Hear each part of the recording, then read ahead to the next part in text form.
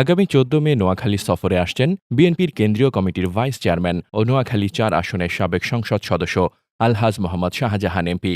এ উপলক্ষে সুবর্ণচরে চর ওয়াবদা ইউনিয়নের ৭, ৮ ও ৯ নম্বর ওয়ার্ড যুবদলের উদ্যোগে এক প্রস্তুতি সভা অনুষ্ঠিত হয়েছে। সুবর্ণচর প্রতিনিধি রাশেদুল ইসলামের প্রতিবেদনে থাকছে বিস্তারিত। ২রা মে শুক্রবার সন্ধ্যায় ইউনিয়নের থানারহাট বাজারে ৮ নম্বর ওয়ার্ড যুবদলের সাংগঠনিক সম্পাদক শাহেদুদ্দিন ও মিরাজের আয়োজনে এ সভা অনুষ্ঠিত হয়।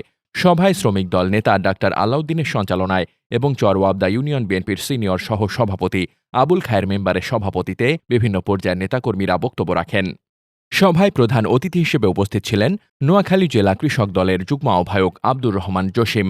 আরও বক্তব্য রাখেন সুবর্ণচর উপজেলা ছাত্র দলের সাবেক যুগ্ম আহ্বায়ক আরেশ খান নীল, চর ওয়াবদা ইউনিয়ন কৃষক দলের আহ্বায়ক জাকের হোসেন, ইউনিয়ন স্বেচ্ছাসেবক দলের যুগ্ম আহ্বায়ক মানিক হাসান অন্নন, চর ওয়াবদা ইউনিয়ন ছাত্র দলের সাবেক সভাপতি সাদ্দাম হোসেন, আলী আকবর, কেফায়েত, রুবেল প্রমুখ।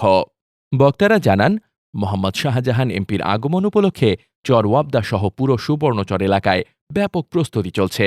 ১৪ মের অনুষ্ঠানে ইউনিয়ন থেকে উল্লেখযোগ্য সংখ্যক নেতাকর্মীর অংশগ্রহণ নিশ্চিত করতে দলীয়ভাবে সর্বাত্মক প্রচেষ্টা চালানো হচ্ছে। মোহাম্মদ শামীম রেজা, দৈনিক খোলা চোখ। আপনার স্বপ্নের যাত্রা হোক ফ্লাই ইনফিনিটির সাথে।